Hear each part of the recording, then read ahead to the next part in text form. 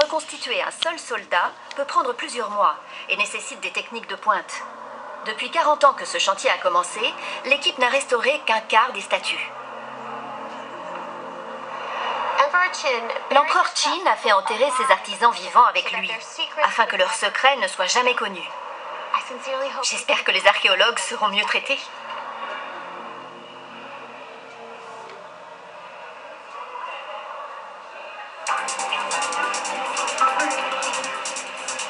Heureusement pour l'Occident, les empereurs qui ont suivi n'étaient pas aussi égocentriques.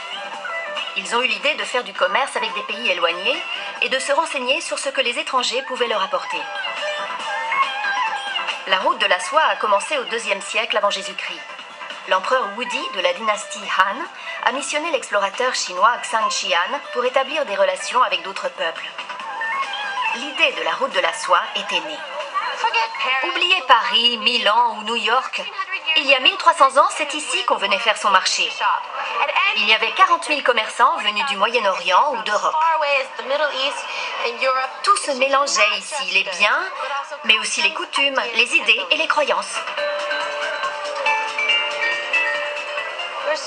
Allez, un peu de shopping. Aujourd'hui, l'un des meilleurs endroits où faire son marché est le quartier musulman. Je suis curieuse de savoir si ce que l'on vend aujourd'hui existait déjà au tout début de la route de la soie. De la porcelaine de Chine, comme son nom l'indique. Ça n'a pas changé. Des dates. Vous savez à qui vous les devez? Aux Perses.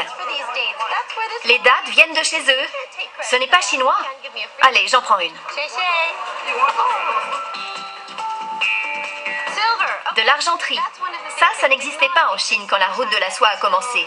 C'est venu de Rome. Pas de Las Vegas. De Rome. Des roses. Il y en avait en Chine. Des chrysanthèmes, des hibiscus et d'autres fleurs. Je n'ai aucune idée de ce que c'est. Oh, c'est un abricot. Très bon. Je crois que ça vient du Moyen-Orient. Je peux en prendre un autre? Elle ne veut pas m'en offrir un autre. Elle veut que j'achète un bocal.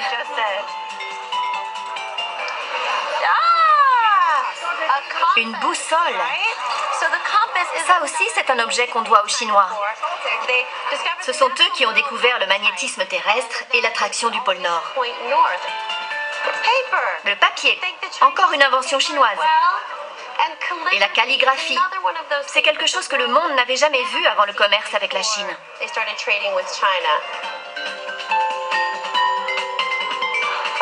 Et pour finir, la soie, qui a été inventée en Chine il y a 5000 ans. Elle a fait fureur à Rome. Du coup, la soie est devenue le produit le plus cher du marché. C'est pour ça que la route de la soie s'appelle comme ça.